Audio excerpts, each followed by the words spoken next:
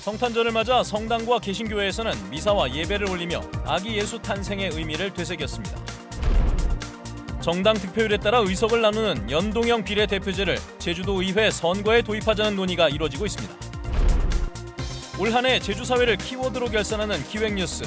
두 번째 순서로 영리병원과 제2공항 등 사회적 갈등을 정리해봤습니다.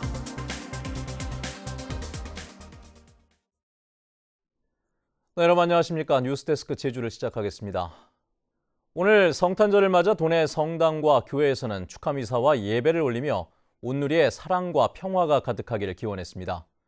또 시내에도 성탄 분위기를 즐기려는 인파들로 북적인 하루였습니다. 김항섭 기자입니다. 아기 예수의 탄생을 축하하는 아름다운 성가가 성당 안에 울려 퍼집니다. 신자들은 두 손을 모아 항상 힘없는 사람들의 편에 섰던 예수 그리스도의 정신을 되새깁니다. 세상은 빠르게 변하고 물질적으로 풍요로워졌지만 거리에서 천막 안에서 평화와 인권을 요구하며 추운 겨울을 나야 하는 우리의 이웃들이 있기 때문입니다. 물질주의 숭배로 말미암아 발전과 성장에만 갇혀 있는 번영의 신화에서 벗어나 더불어 살아가는 세상의 되기를 아기 예수님께 소망해 봅니다. 어린이들이 깜찍한 율동과 노래로 예수 탄생의 기쁨을 표현합니다. 성탄 예배에 온 사람들은 온 세상의 아기 예수의 사랑과 평화가 가득하길 기원하며 성탄의 의미를 다시 한번 되새겼습니다. 이 땅에 생명의 빛으로 오신 아기 예수님은 하나님이 우리에게 주시는 가장 귀한 선물이요 희망의 소식이 됨을 믿습니다. 시내 중심가엔 성탄절 들뜬 분위기가 가득합니다. 시민들은 대형 트리 앞에서 사진을 찍으며 잊지 못할 추억을 남기고 쇼핑 인파가 몰리면서 상점가는 모처럼 활기를 띄웠습니다. 애기 선물 사러 나왔다가 날씨도 마침 좋고 그래서 같이 밥도 먹고 재밌게 놀다가 들어갈 생각이에요. 성탄의 기쁨과 함께 아기 예수가 전달한 나눔과 사랑이 가득한 풍요로운 하루였습니다. MBC 뉴스 김항섭입니다. 성탄절인 오늘 제주지방은 낮 최고 기온이 제주시 10.8도, 서귀포 12도 등으로 평년보다 조금 높아 푸근했습니다. 제주는 오늘 밤부터 차차 흐려져 내일 해안 지역에 5mm 미만의 비가, 산지에는 1에서 5cm의 눈이 내리겠습니다. 특히 내일 오후부터는 기온이 큰 폭으로 떨어지고 바람이 강하게 불어 추워지겠으며 오는 금요일에는 해안 지역에도 눈이 내리는 등 당분간 추위가 이어지겠다고 기상청은 예보했습니다. 한편 해상에는 풍랑 예비특보가 내려진 가운데 물결이 높게 일고 있습니다.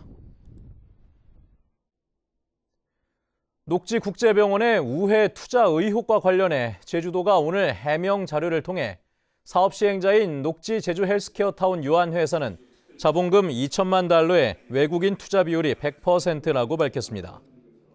하지만 제주도가 해명의 근거로 제시한 자료는 지난 2015년 보건복지부가 사업계획서 승인 과정에서 보낸 공문과 보도 자료뿐이고 홍명환 도의원과 시민단체에서 요구하고 있는 사업계획서 원본은 공개하지 않아 의혹을 해소하기에는 부족하다는 지적입니다.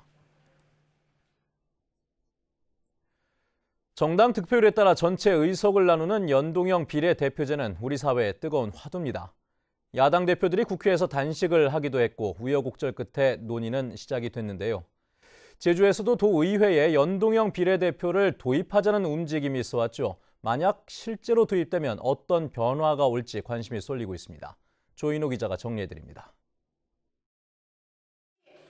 6.13 지방선거 당시 더불어민주당이 얻은 도의회 의석은 29석, 교육위원을 제외한 도의원 38석 가운데 76%를 차지하는 압승을 거뒀습니다. 민주당의 정당 득표율인 54%보다 20%포인트 이상 많은 의석을 가져간 것입니다. 정당 득표율에 따라 의석을 나눠보면 더불어민주당은 29석에서 20석으로 줄어들고 자유한국당은 2석에서 7석, 바른미래당 2석에서 3석, 정의당은 1석에서 4석으로 늘어납니다. 이처럼 민의와 의석수가 일치하지 않는 문제점 때문에 6.13 지방선거 직전에도 제주에 연동형 비례대표를 시범적으로 도입하자는 법안이 제출됐었습니다. 비례대표를 확대하는 게 우리 사회에 어떤 영향을 미치는지에 대한 실험적 모델을 우리가 한번 해보자, 이런 생각이었습니다. 앞으로도 그런 것들이 확대되게끔 노력하려고 합니다. 문제는 연동형 비례대표를 도입하려면 현재 도의원 정수의 20%인 비례대표를 30% 이상으로 늘려야 하지만 도민 여론이 부정적이라는 점입니다. 지난해 제주도가 도의원 선거구 획정을 위해 실시한 여론조사에서도 비례대표를 축소하자는 응답이 50% 가까이 나와 다른 대안들보다 압도적으로 높았습니다. 정당들이 비례대표 후보를 소수의 선거인단에서 선출하거나 공천심사위원회에서 지명하다 보니 불공정 시비가 끊이지 않았기 때문입니다.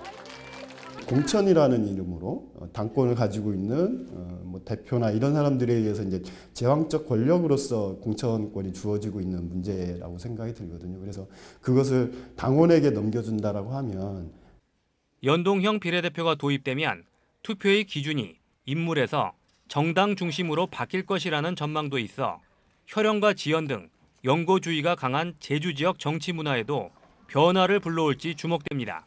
MBC 뉴스 조인호입니다. 제주도는 지난 18일 서귀포시 성산읍 오조리 야생조류 분변에서 검출된 조류 인플루엔자 AI 항원이 저병원성으로 판정됐다고 밝혔습니다. 이에 따라 시료 채취 지점으로부터 반경 10km 이내 28개 농가의 가금류 45만 9천 마리에 대한 이동 제한 조치는 해제됐습니다. 제주에서는 지난 11월 이후 이번까지 3차례 AI 항원이 검출됐지만 모두 저병원성으로 나왔습니다.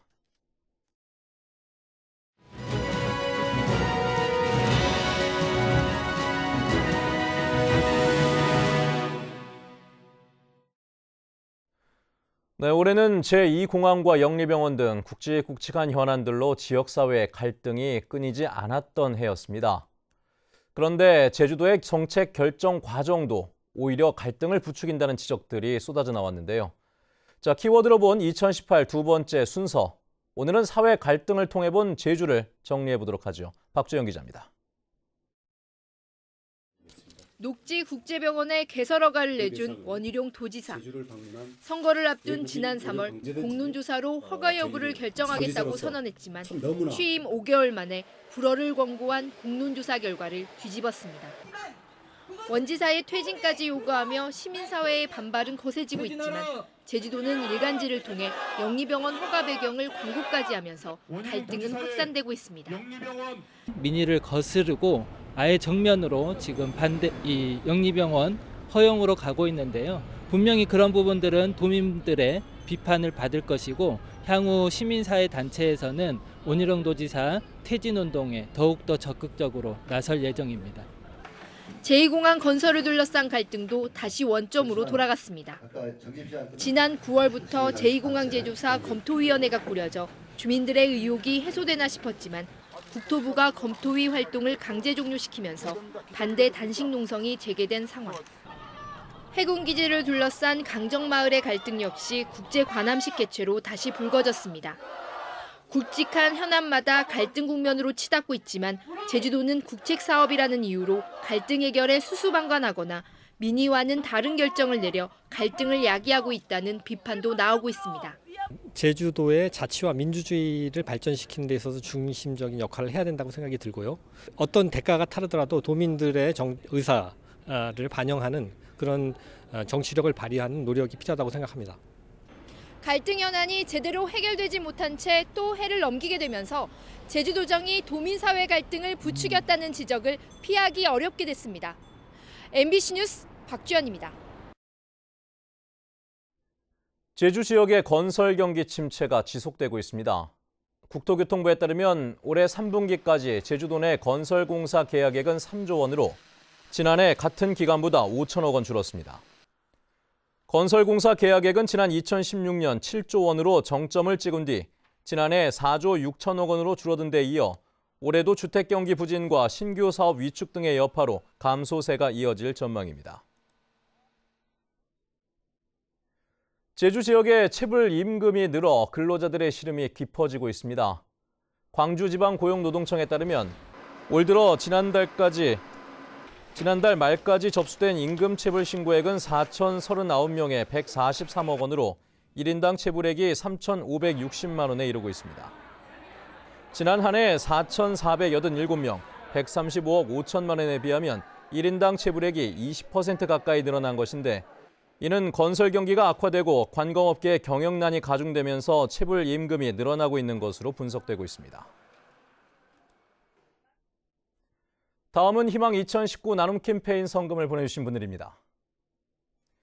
제주 마주협회 강진일 회장과 회원들이 300만 원을 맡겨주신 것을 비롯해 한백프라자 최수정 대표 30만 원, 월남전 참전자회 서귀포시지회 강문숙 회장과 회원 1동 20만 원, 안동농협 농기계수리센터 직원 1동이 10만 원을 보내주셨습니다. 성금을 맡기실 분은 내년 1월 말까지 제주 MBC 경영심의부로 문의하시거나 제주은행이나 농협계좌를 통해 보내주시면 됩니다. 감사합니다. 제주공항의 국내선 이용객이 8개월째 감소했습니다. 국토교통부에 따르면 지난달 제주공항 국내선 이용객은 111만 명으로 지난해 같은 달에 비해 2% 감소했고, 탑승률은 90.6%로 1.7%포인트 떨어진 것인데, 지난 4월 이후 8개월째 감소세를 보이고 있습니다. 반면 국제선 이용객은 15만 9천 명으로 81.6% 늘었습니다.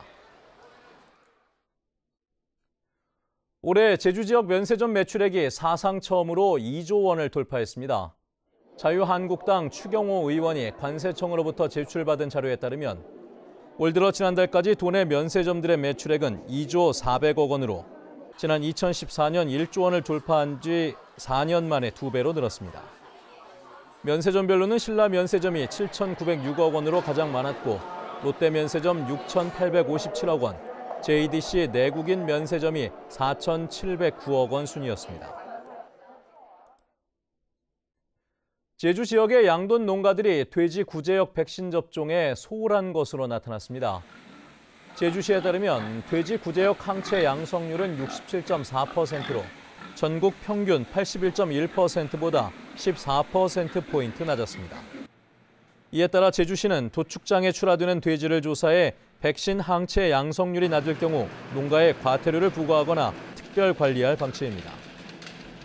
한편 올 들어 10개 농가가 과태료 처분을 받았는데 지난해 2개 농가에 비해서 5배 증가했습니다. 제주도는 당초 내일 제주시와 서귀포시에서 열기로 했던 환경보전기여금 도입에 대한 도민 설명회를 연말 연시를 맞아 참여 인원이 적을 것으로 예상된다는 이유로 무기한 연기했습니다. 이에 따라 다음 달 내부 논의를 거쳐 설명회 일정을 확정하기로 했습니다. 최근 실시된 타당성 조사 용역에서는 환경보전기여금으로 숙박은 1인당 1,500원, 렌터카는 승용차 기준 하루 5,000원을 부과하는 방안이 제시됐습니다.